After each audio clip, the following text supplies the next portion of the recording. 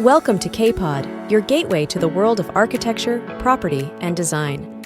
In today's episode, we are excited to welcome back Keith Ryan, the Executive Director of the Housing Industry Association in Victoria, and a prominent leader in the industry. Co-hosting with us today is Jai Fisher, co-owner of Three8 Building Group. I'm your host, Katerina Kapellaki, and this is Kpod. Today's Kpod is proudly brought to you in collaboration with Three8 Building Group, where excellence meets elegance. Welcome to Kpod. I'm your host, Katerina Kapellaki, and we're excited again to be filming part B of our interview here. We have co-host Jai from Three8 Building Group. Welcome again, Jai, and thank you for nice to be back. finding the time to come back. And we're interviewing today again. If you haven't seen part A, please go back and find it. But we're interviewing Keith Ryan, Executive Director of the HIA Victoria. Welcome back, Keith. Thank you. Thank you for having me. I'm looking forward to another good chat. We run out of time. We have so much to talk about. And the HIA, as we know, is constantly working on things, whether it be with government, with the building sector, with what have you, with insurances that we've discussed in the past. So Yes. There's always something happening, hence why we needed you back today. Absolutely. I think it's only been about 2 weeks since we last met. Correct. And there's already been a few things going on in that time, which have kept me pretty busy. So, look, yeah, definitely interesting times. It is, yeah. Absolutely. And just for our viewers, you're used to us filming in Cosentino City showroom in the CBD of Melbourne.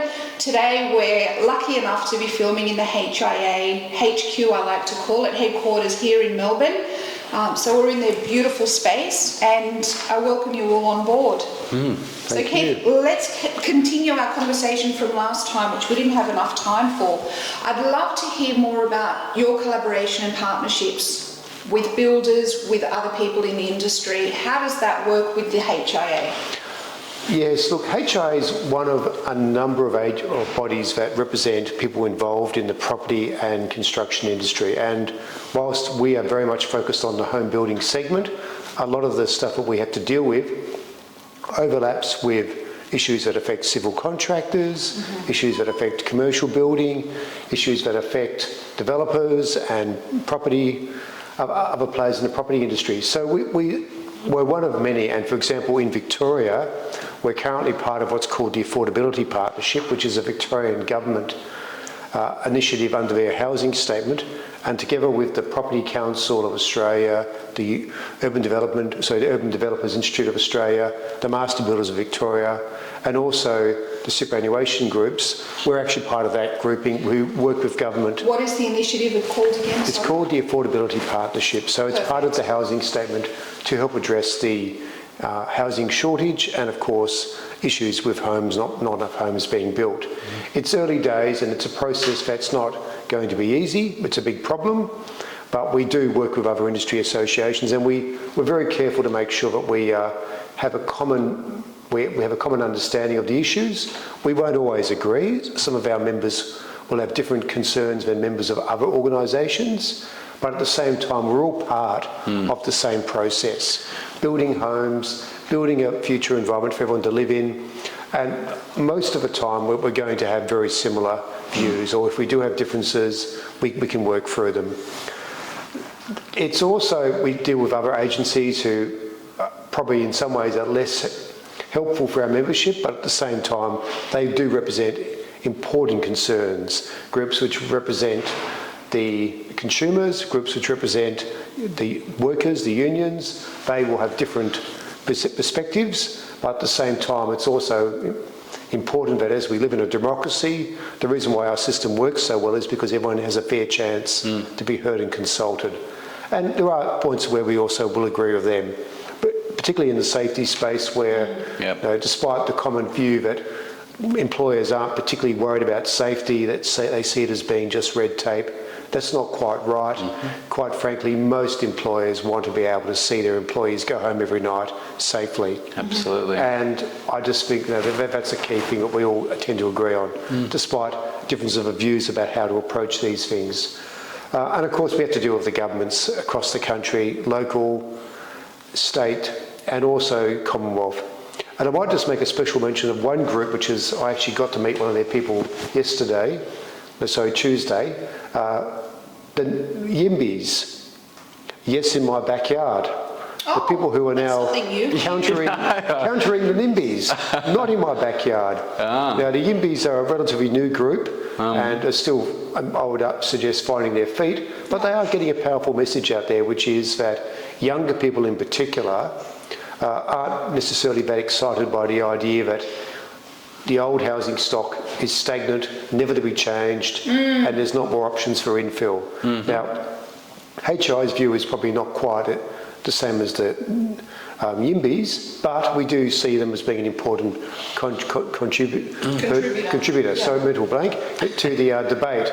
And in fact, I would argue that they offer a very important perspective and an important counter to the NIMBYs, who do get often pilloried and taunted, and they have a point, let's not forget that, but at the same time, there needs to be change as well. So I think it's important we have these different perspectives coming up.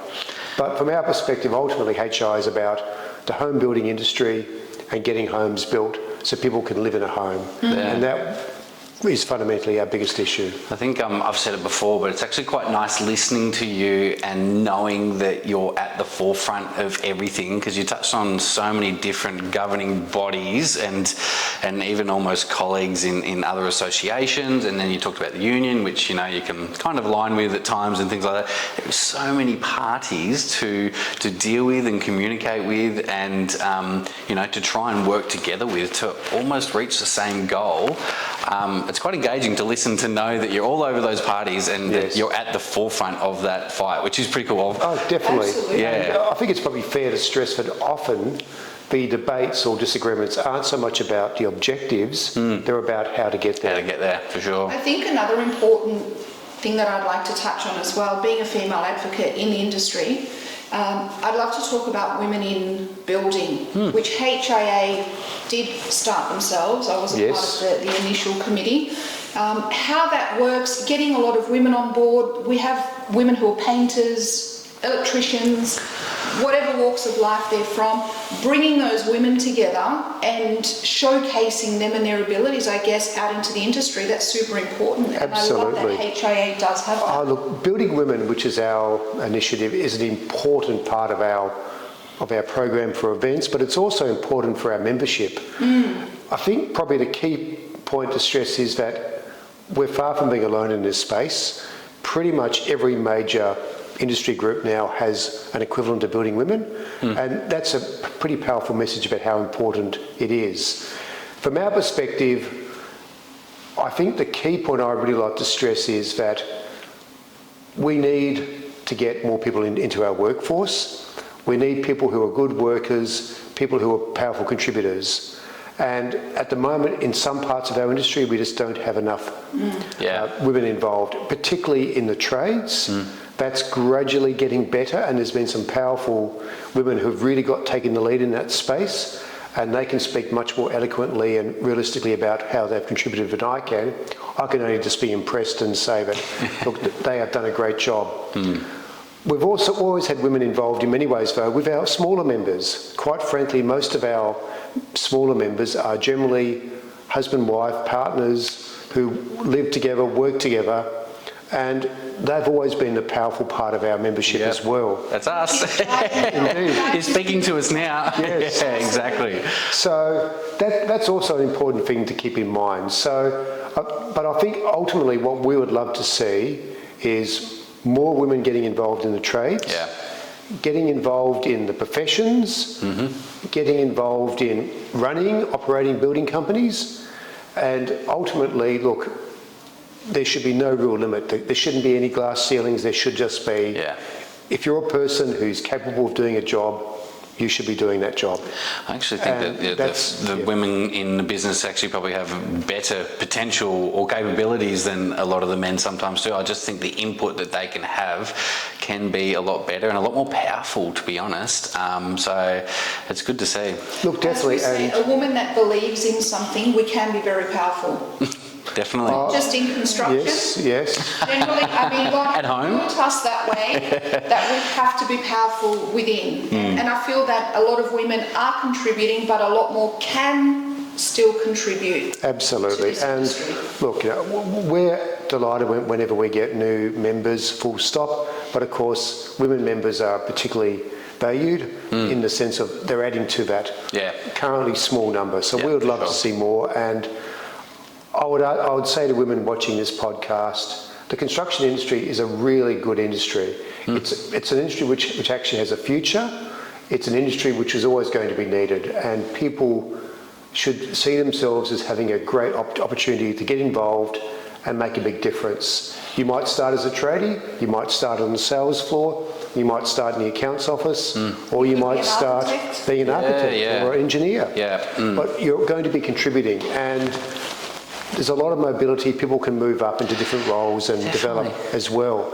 And I think that's an important thing to keep in mind, because in the current environment, particularly for younger people, realistically, a lot of stuff which has been traditionally done by people in so-called white-collar jobs, I don't want to say that AI is going to take over all those jobs, but it's going to change the need for people to do those jobs. It's going to probably make it more efficient, and therefore likely that less people will be needed. And to be frank, also, workforce mobility is getting greater and greater. And so the chances are that you're going to find that jobs which could be done in any location will be done in any location. Yeah, for sure. So I think that there's really some great opportunities, and women also, particularly for home building, I think have a powerful thing to add, which is empathy and being better at dealing with clients, in the sense that, as I think I said in the last podcast, good builders know how to manage their clients' expectations and communicate with them. For sure, absolutely. I agree. I think, when clients can see a female presence involved in, the running of the project or their project, it gives like a bit of a softer side to it, and it can start to build a little bit more credibility, or just even that facade or that image of that these are genuine, normal people, that these builders that are building your house are genuine people, normal people living a normal life, just like, everyone else. Absolutely. Which obviously sometimes isn't quite seen that way, that they can be tainted with a bad reputation. So I think there's, a lot to be thought of there. Definitely.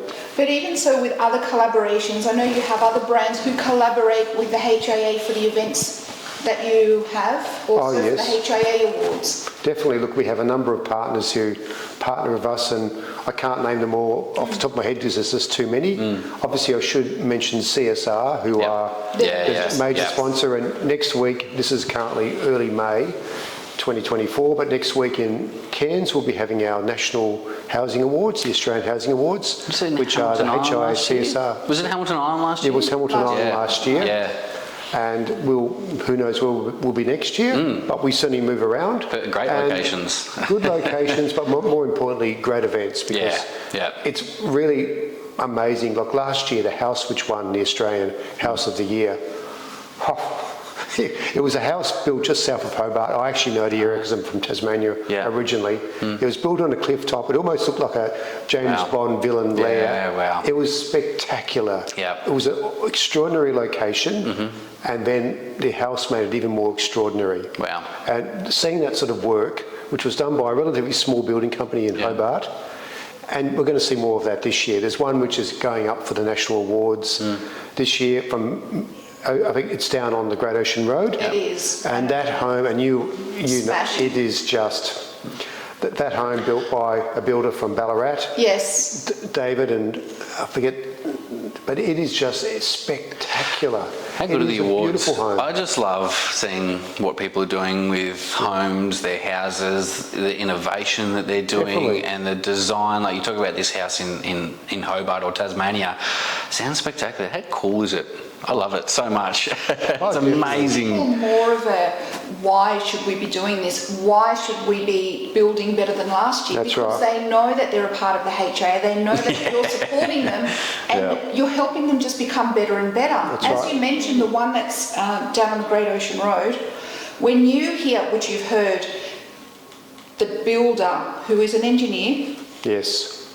What went into that Oh, look, it was Construction. extraordinary, yes. What made it into the built form that it is? How many tons of concrete went into that? Yeah, I'm surprised the road to the place was still existing. It's still The amount of trucks that had to go It didn't in. sink. It was amazing. It was extraordinary work, but it's also just it was a beautiful design and beautiful execution, and it's a great example of how there's a lot of work involved from every step of the way to make these beautiful homes happen. We're gonna get into the passionate bits that I like now. Yes. Like, there's so much involved in it with, like you said, the initial design to the engineering. There's so many components to building a home. You talked about the finishes and the quality of finishes, which takes a lot of skill. But it's all the things before that, you know. Functionality. The function, just the design, but then how do you even build this thing, you know, when you're pushing the limits of building and its capabilities, and, you know, when you talk about all this concrete and probably cantilevering and all these different things that you're literally pushing the boundaries of physics, that's one component, but then you talk about the finishes and the decorative components and things like that. There's so many different levels to it. That's what makes it so cool. Hence why there's a job for everyone. It and is, I say this to our viewers, anything you have to give to the construction industry, if you have a passion inside of you for construction, just give it a go. It's an amazing industry to be in. Absolutely. There are massive amounts of components. It is, yeah. Definitely. And if I may, I would also like to stress that our awards across the country, we have them in every state and territory as well as nationally. It's not just about those amazing homes. It's also about the more routine stuff, which still requires extraordinary effort and quality of work. For sure. And even the kitchen bathrooms, which, you know, some of those projects have to be done with some extreme constraints. Yep. Yes. They may not cost much, they may not necessarily be large, but the amount of effort and brain power put into making them actually come up with what the owners need and want is extraordinary, and they get recognised as well in our awards. Yeah. Oh, So 1000%. I think really want to stress that, because our awards aren't just for people who have got the mansion, which everyone goes, wow. Yeah. It's for everyone. Everyone is in the building industry, including apprentices, which is a big one for us. And ironically, Victoria has had some great apprentices in the last few years come through, and our entrant this year for the national awards is actually a young lady, mature age compared to most apprentices, who's not only a very good apprentice, but also an excellent person at presenting herself, and she'll go far. That's awesome. And That's the great. year before, we had a great young guy who was a cabinet maker who also just so focused. And I've had the pleasure the last couple of years of actually emceeing our Apprentice Awards in Victoria. It's been so much fun because, you know, you just see these young people who have just started off and they've put in so much effort, and it's a bit, in some ways, challenging for me. I think, why couldn't I have done that when I was their age? Yeah, they're for just, sure. They're just spectacular. That's they really do a cool. great job, and they should be so proud of themselves. And quite frankly, anyone who enters the Apprentice Awards is already on the way to being a winner in I life. think I'd love to take this opportunity to embrace the awards a little bit more. Let's run through a few of the categories, not all of them because there are so many, but there is a business partner award as well. So you mentioned before the husband and wife, for example.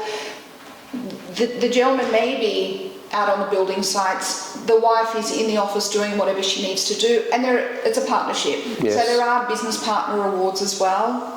We have apprenticeship awards, correct? Yes, we have apprenticeship awards, we have Kitchen small and business bathroom. awards, kitchen, bathroom, we have display home awards, because they're an important part of a business as well, particularly the larger, but also medium-sized builders.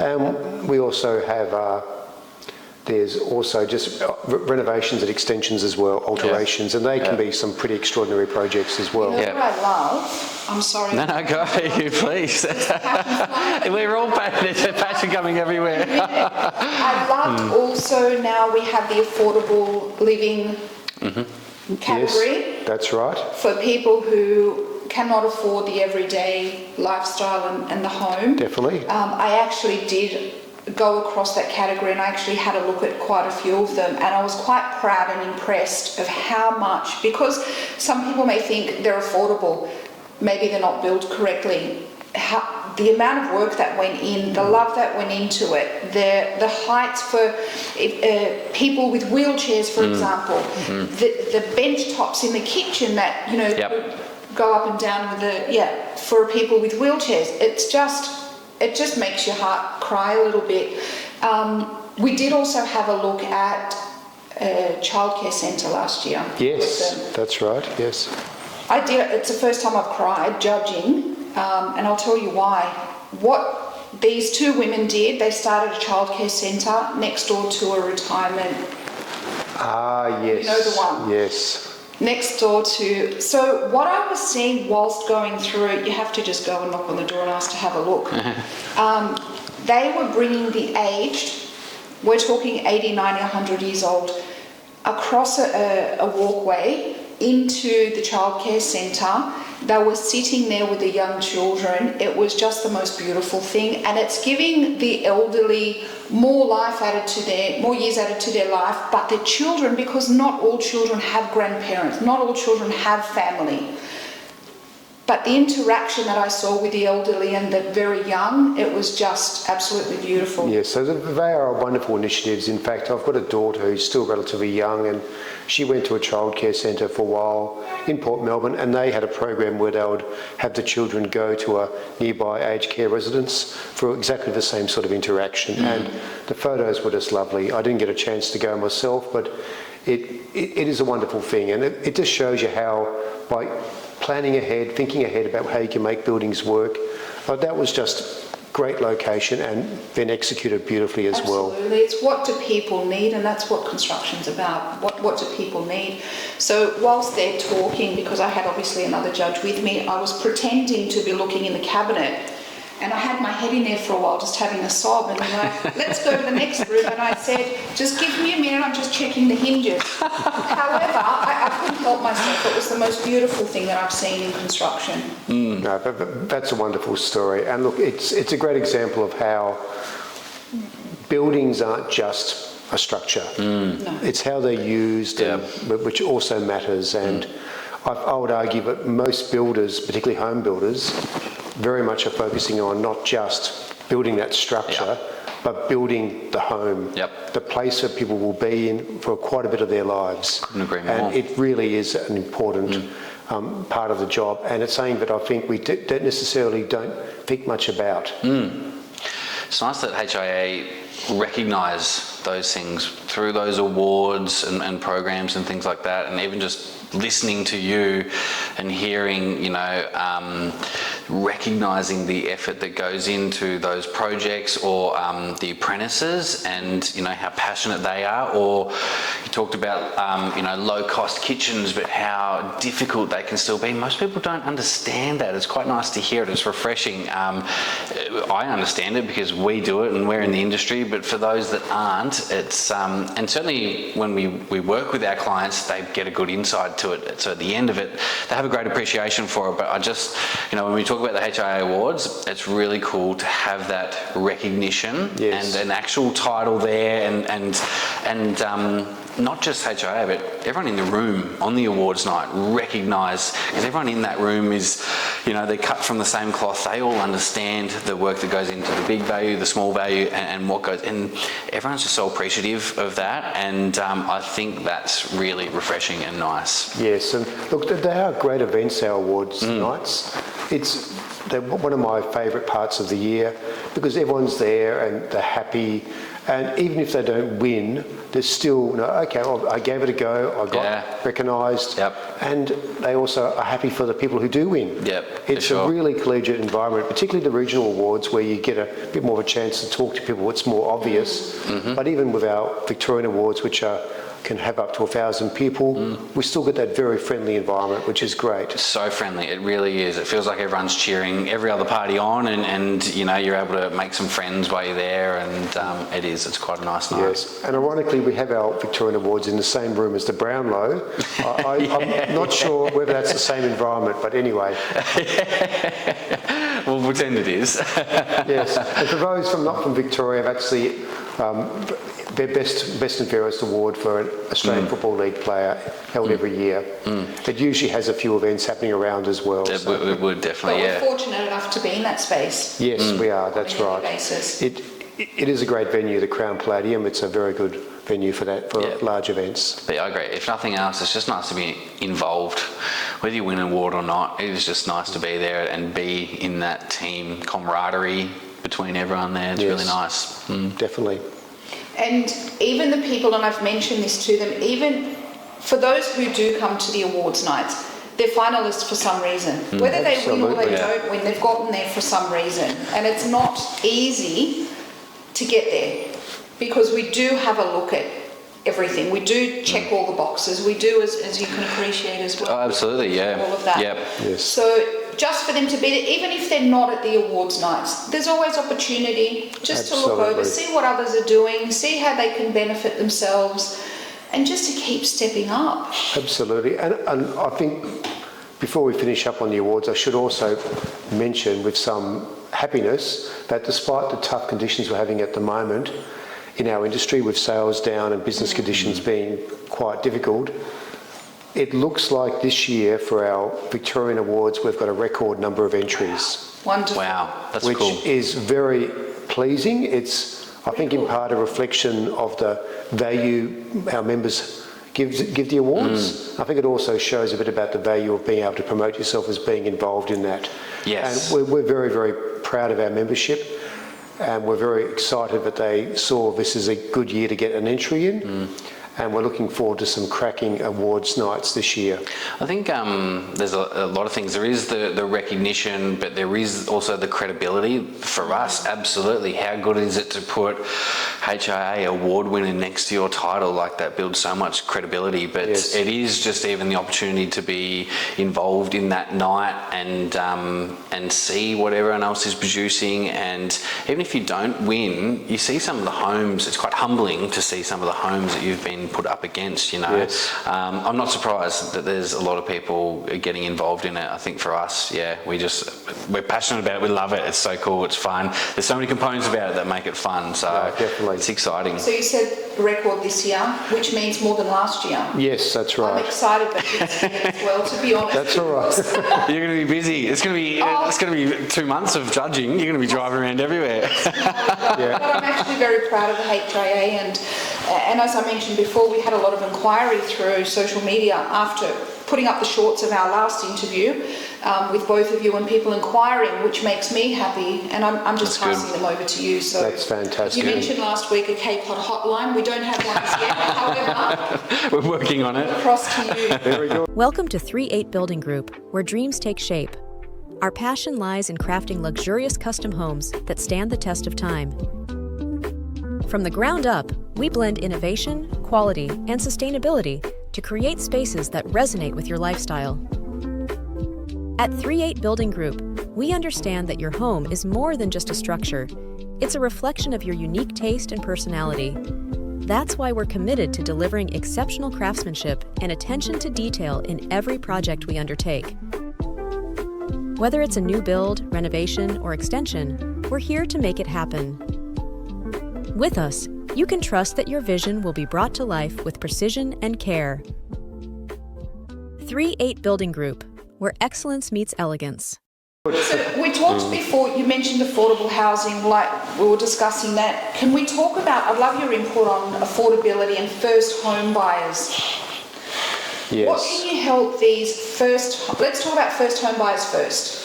What golden nuggets can you give them? What can you express about that? And then we'll talk about the affordability. Look, well, I think probably first point I should make is that obviously first home buyers are an important part of the housing market. And it's important because not just the sheer number of people who are looking to get their first home, but also because often for many of our members, they are very exciting clients to build for. I mentioned last time the joy of handing over a house. Can you imagine how much that's magnified by it being to often a couple, not always, but who have got their first home? It really is part of that reinforcement about the positives of being a home builder. It's also, though, the more new home buyers we get, the more homes we're getting built, the more we're doing things to help address the shortage of homes in Australia at the moment, and particularly in Victoria. And so every new home buyer is adding to that housing stock and helping to solve the housing shortage. In Victoria, there are some initiatives which help first home buyers, and they're pretty common around the country. There are concessions for stamp duty, there are first homeowner grants. There's also, in Victoria, as in some other states, a shared equity scheme. We are happy that the Victorian government has a shared equity scheme at the moment, which looks to be working pretty well. It has got a bit of a boost in the budget in Victoria earlier this week.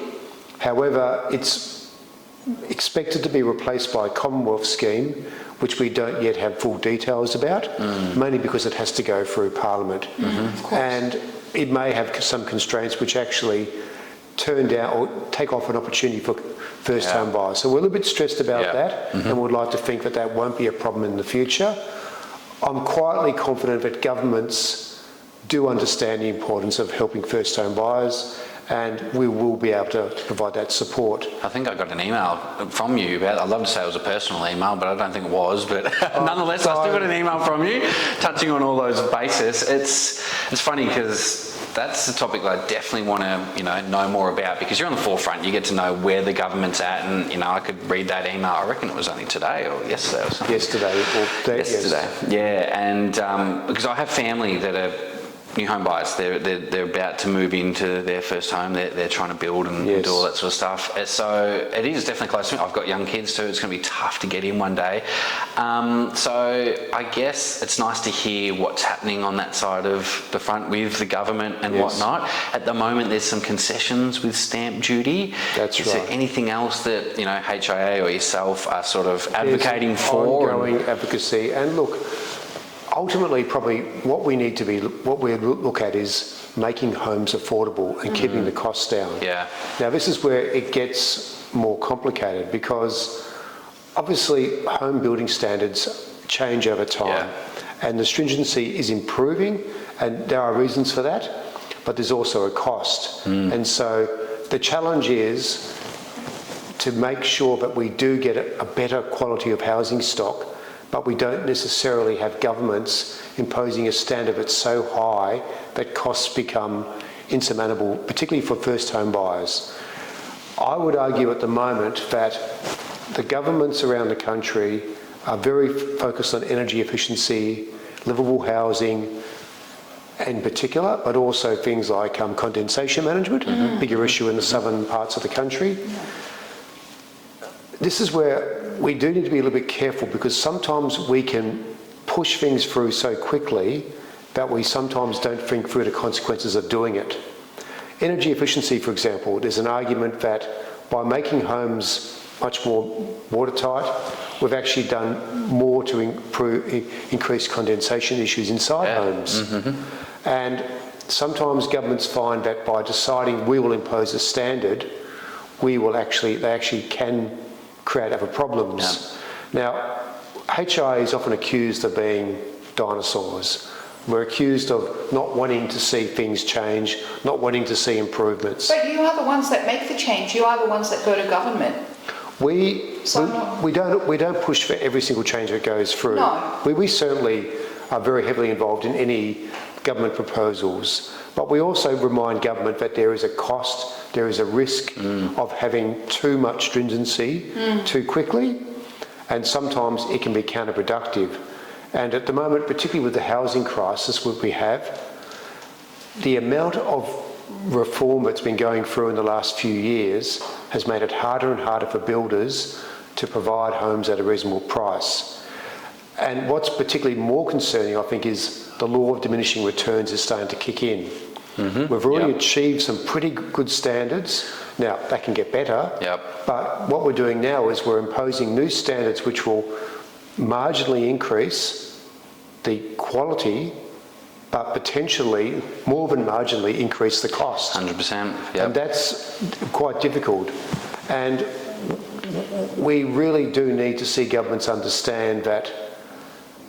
I know they want to save the planet. I know they want to make the world better for us all, and we all do. And indeed, in many ways, the market itself already moves in that direction. For example, HIA has had a Green Smart program for many years, which is looking at sustainable and environmentally friendly building practices. And that was a member and industry-led initiative. It wasn't just government. And I think we also need to be careful about governments trying to impose too much too soon. And often I think we don't give consumers enough credit for their sense. And I think this is a point I made last time as well. We tend to not give consumers enough credit for understanding the judgments, the decisions they want to make about where they live, how they live, and what sort of standard of home they live in. Sure.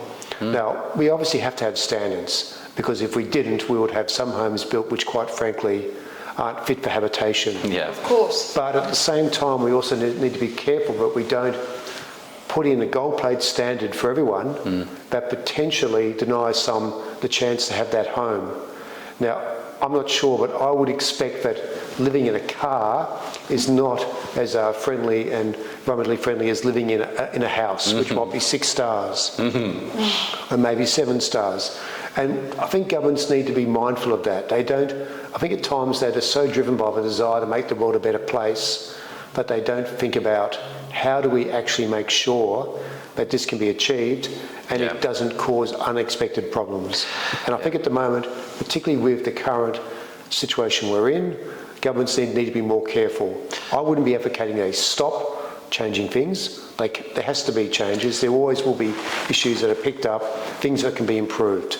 But they need to be mindful about the pace and particularly the impact on the cost. Do you think you have a good solution at the moment? Like, I love this topic. I think it rings so true to me because, you know, I see it firsthand when we're pricing jobs and what it costs, and these 7 stars and the implications of it cost so much. And I'm on the client side. I'm looking at these costs, just blowing my mind.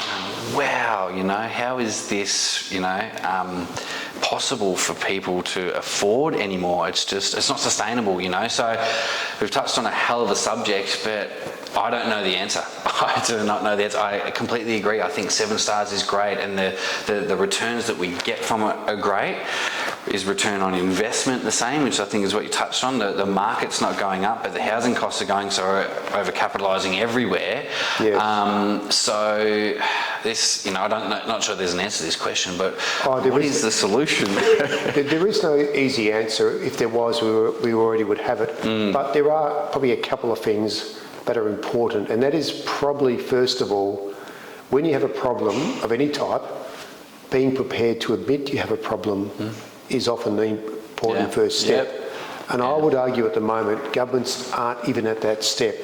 I don't think they're fully willing to admit that by increasing stringency so quickly, they're causing other problems. I think there's just too much excitement, and not entirely surprisingly, because it's great to be making changes which make things better for people. I get that. But sometimes they just don't necessarily think about how much it's going to impact on people as well. And so even just slowing down would help. Looking for a solution, working through things. That's right. I agree. I feel like these recent changes that we've seen with the NCC, I know that we talked about them for a while and then they delayed them. I know, but I still feel like it came in quick. Like, we're here, they're in. Yes. You know, and it felt quick, you know. It's a lot of change. Definitely. And look, the delay was a good thing, and we're very grateful that the Planning Minister in Victoria agreed to a seven-month extension. She got quite a bit of advice on it, and she made a clear decision. And look, by the time she had the chance to make the decision, it had already been announced it was coming. So the question was when, not if. And there was always going to be the challenge, well, you can't defer it forever. So look, arguably it could have been more than 7 months, but at least it gave us a breathing space, time to adjust. Now we're going to see what the impact will be. We know it started on the 1st of May here in Victoria, livable housing, condensation management, energy efficiency. We're expecting there'll be a significant slowdown in sales for May. April and March had a bit of an increase by the looks of it. We haven't got the full April data yet, but I expect we'll see a bit of an increase. But then we'll have a shadow for a while. Yeah, for sure. And that's not a massive surprise when you have cost increases of at least $10,000 per home, and often a lot more, Easily. it's not surprising consumers have chosen to get in what they can. Yeah, Of course. for sure. And I would suggest that if they had more flexibility with interest rates or more comfort that they were going to go down soon, we probably would have had an even bigger spike. Yep. Which by itself is also a bit of a concern because spikes don't necessarily help us, as we know from recent experience. So I would suggest that with the solution, it really has to be probably a smoother, more gradual. And yes, I know that does mean that some people don't necessarily get the standard the government thinks they should have. Yeah. But let's not forget they're already on a good base. And consumers have the option of going up if they want to. Yep. They don't have to accept the minimum. It's true. We've been building great 6-star houses for some time now, you know, and they're still out there. They're still going to be out there. Now we're 7 stars. They're still there, and those houses are still fine. And we talk about passive homes and things. You know, there's the opportunity there for clients to, you know, upgrade these things anyway. So I probably really agree with you. It sounds very true, everything you say, that, maybe slowing it down. What we were doing was quite okay. It was a good base, you know, it really was. So, and I think we also probably need to keep in mind that one reason why the private sector is good at supplying products is because they have to respond to what consumers want. Yeah. They have less ability to say to consumers, you will get this. We don't have the old Model T Ford, you're getting black and if you don't like it, bad luck. We've got consumers have a lot of choices. Yep. And as I said before, they generally make rational choices. They generally work out that this is what we need, this is what's important to us, we will prioritise these things over those things. And we don't need to at times be so paternalistic about it. And consumers are often looking at energy efficiency in particular. They are looking at wanting to avoid condensation, excessive condensation, but particularly energy efficiency. So they're already looking at those things, and if they think it's important enough, they will start to ask for it. And builders and developers will respond to that. And they will give them what they know the market is asking for. For sure. And that will give us much more of an idea about what's most important. And those signals, the private sector is very good at picking up. Government, regrettably, at times aren't that good. They have a tendency to think, well, this is what will be good for them, so they will, no doubt, want that. And they might be right, but they also might be wrong. And I would argue that often they're wrong. Welcome to Three8 Building Group, where dreams take shape. Our passion lies in crafting luxurious custom homes that stand the test of time. From the ground up, we blend innovation, quality, and sustainability to create spaces that resonate with your lifestyle. At Three8 Building Group, we understand that your home is more than just a structure. It's a reflection of your unique taste and personality. That's why we're committed to delivering exceptional craftsmanship and attention to detail in every project we undertake. Whether it's a new build, renovation, or extension, we're here to make it happen. With us, you can trust that your vision will be brought to life with precision and care. Three8 Building Group, where excellence meets elegance. Keith, something else that I'd love to touch on with the HIA, the skills and development training. Can you give us more of an insight? What are your thoughts on that? How are things working along that? Look, skills and training is an area that's getting increasing recognition by us and others about its importance. First of all, it's not just about younger workers as well. In some parts of Australia already, there's a continuing professional development scheme, and Victoria is now getting close to introducing one probably mid next year. And CPD is very much about people who are already in an industry keeping their skills up to date and fresh. And it's important for a couple of reasons. First of all, because things do change, albeit hopefully a bit slower in the future, but they do change. But also, technologies change, the way people behave can change as well, but also just the business management practices and the ability to refresh your memory, because sometimes we all develop habits which are quick workarounds, and we can sometimes develop skills that perhaps we shouldn't have developed.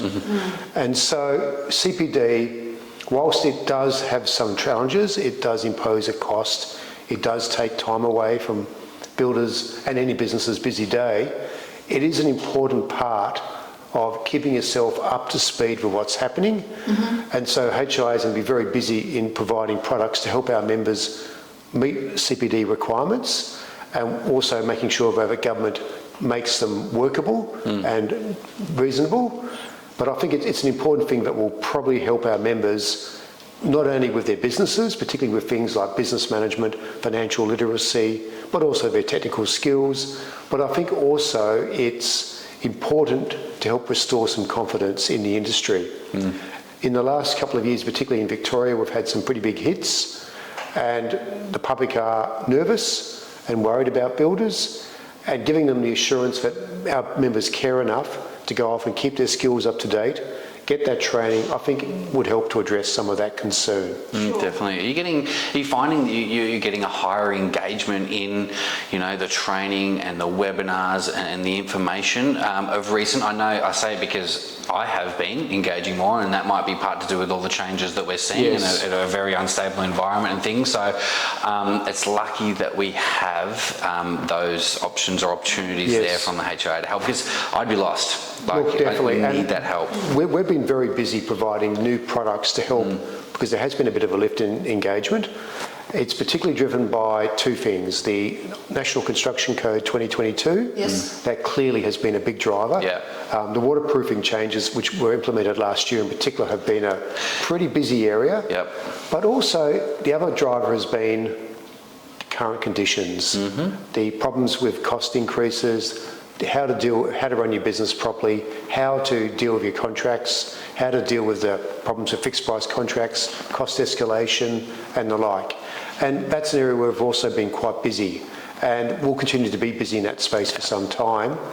So we've got more products coming out to help our members, and as CPD probably comes in Victoria, we should be well placed to help our members and others get access to that material they need. And it will be material which I think importantly I want to stress isn't just designed for the purpose of ticking a box and saying I've got X points. It's got to be material which is actually useful and helps our members.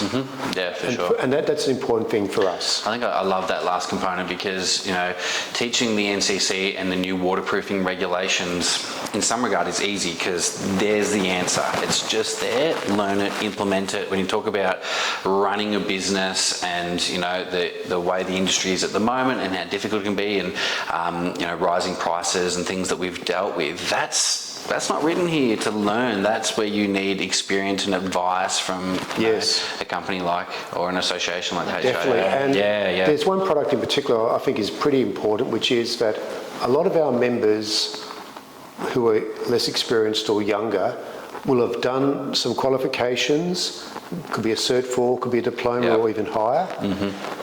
And I know from my own personal experience as well, in my profession originally, you can learn all this theory at university or TAFE or somewhere else, but then when you actually start applying it, it can be very different. And often you'll find that going back and being reminded about some of the basics you learnt when you're in that nice, clean, frictionless environment of a training college or a TAFE or a university, with real life experience about what actually happens, it suddenly makes a lot more sense. And that's where I think we can also add some value, particularly for our members with their contracts, because often they're taught in a course, here's what the law is, here's what a contract is, learn about offer and acceptance, consideration, you might get the snail in the bottle case, all that basic stuff. But until you're actually dealing with real life contracts and questions from customers and complaints and confusion, you actually don't really understand what it means. And when you go through that training again, and it can be done in a condensed form about how the contract works, it should make a lot more sense for you, because you can think back and go, oh yes. And so true. Speaking again about support, you offer support as the HIA, but at your events, there's a lot of networking going on. So new builders or new apprentices or what have you, they've got people to network with. They can hear stories from the more experienced. And that's a fantastic thing, because it's great to hear from the HIA. Sometimes people want to hear from the person who's building down the road. How have they gotten to where they've gotten? What sort of challenges have they had? And that's Yes. something that you offer as well, all Definitely. of the networking. And events is probably, for me, a bit of a passion because the face-to-face component obviously was badly affected by COVID. Of course. And it probably also, to some extent, affected by changing demands as well, even before COVID. But we still see it as being an important part of how we engage with our members, and we are gradually trying to find ways to bring it back. Now, we need to make sure it works financially as well as meets our member needs, but we're still out there doing it, and we're looking at running some workshops on energy efficiency, particularly later this year. Fantastic. And they would be face-to-face. Yeah. And I really, as much as I think the webinars are a fantastic thing, an extremely good way of getting information out quickly to members, the face-to-face has the advantage of that interaction, that networking, the chance for presenters to actually see the audience reaction and be able to go, actually, they're getting this, or no, they need some more information, or they love this point. That all makes it much better for and engagement. they have the option for Q's and A's as well. They can ask the question. Some people, when they're behind a screen, doing it through a webinar, they're a bit scared to actually ask, or how do you type in, or how. To be fair, we do get some very good questions coming through the webinars. But of course, it's typed in at the time, and often you don't get that same follow-up interaction, which is a bit of a shame. But no, I would say the Q&As and webinars are still pretty good, but they're not quite as good as face-to-face. Yeah, sure. Absolutely, which I think brings us to industry resilience, something that I'd love for you to touch on as well. Definitely. Look, it's been an extraordinary few years. We've had the COVID pandemic, we've had the surge in demand, cost increases, labour shortages. We've now got a drop in sales, we've got interest rates still probably remaining on hold for some time, consumer confidence being extremely low, and of course the media get excited about, a builder went broke, so let's list every other builder who went broke over the last 2 years as well.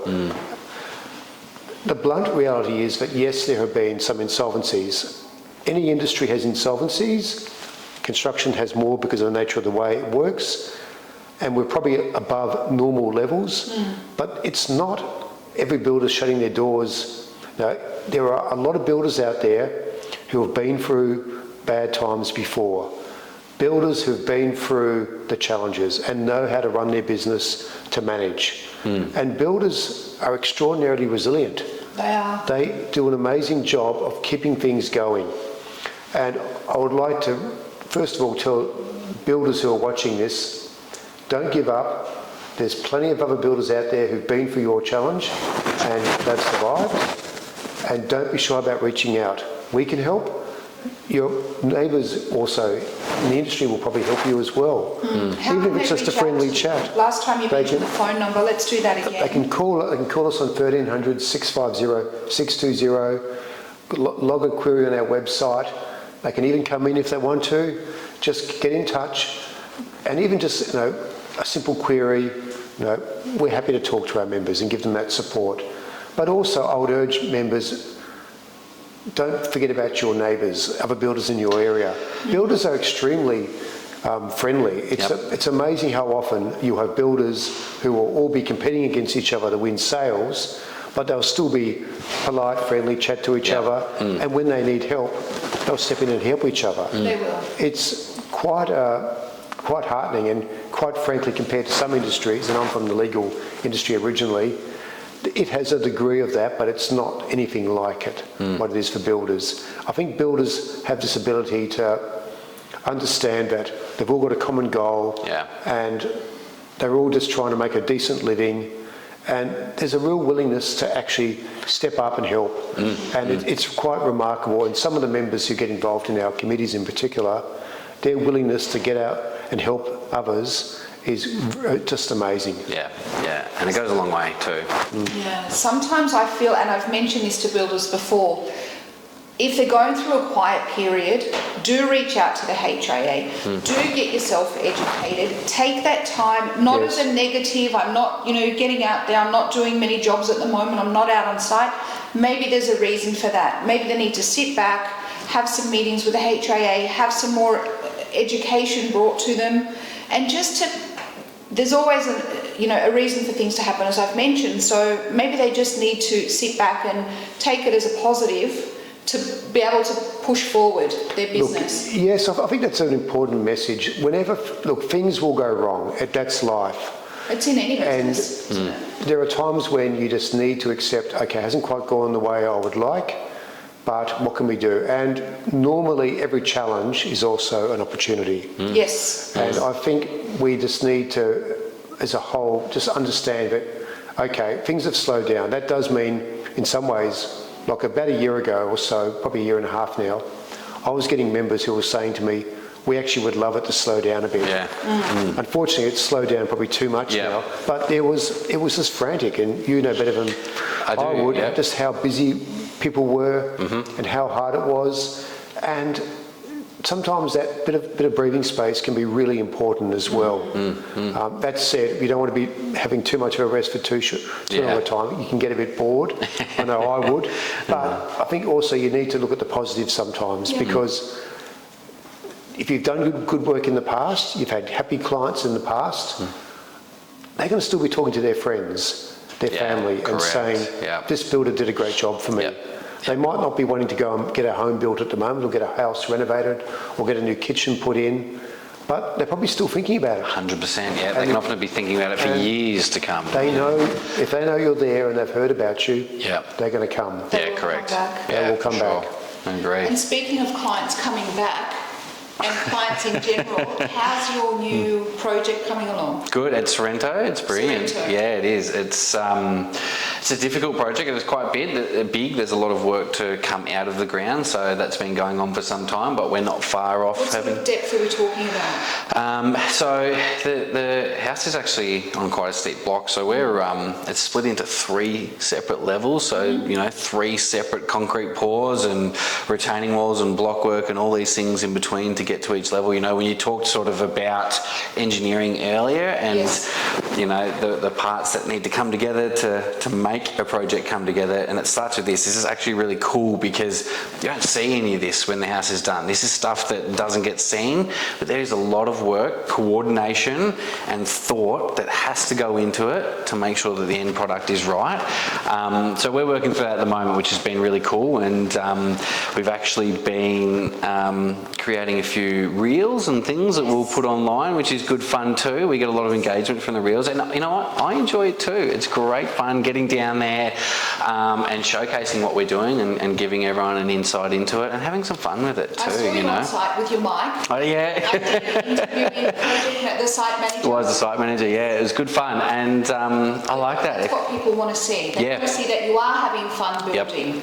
We got a good response from that, and there's a lot more to come too. It's people. It's a good insight into us, that we're professional but relaxed, there doesn't need to be, any sort of animosity or it doesn't need to be difficult to work with. We're easy, we're fun, let's enjoy this building. I said this last time, building should be fun. Yes. The process of building should be fun, whether it certainly is for me, I know it is, but for the clients it should be too. Come, have a look, let's enjoy this, it really is. And it's a good project to highlight that, building such a high spec and high-end home down there in Sorrento, that it is fun. Let's enjoy this. Let's not get caught up in the stresses of it.